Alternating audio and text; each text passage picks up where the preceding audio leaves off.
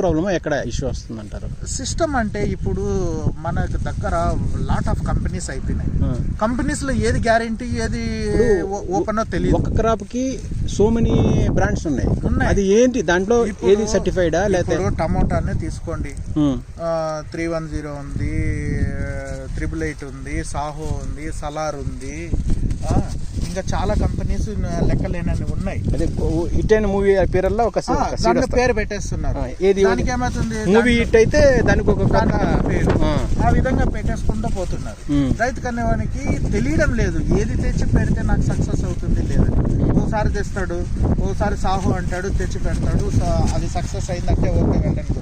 Next Salaar తెస్తాడు, success కాలేదనుకోండి, ఏం చేయలేడు. పెట్టిండే పెట్టుబడి పోయా, అన్ని పోయా, వాడికి 3-4 lakhs అప్పు పడిపోయింది. మరి బాహుబలి వచ్చింది, అది పోయింది, అది కూడా పోతాయి. అది సినిమా అయింది సక్సెస్, కానీ క్రాప్ సక్సెస్ కావాలంటే దానికి చాలా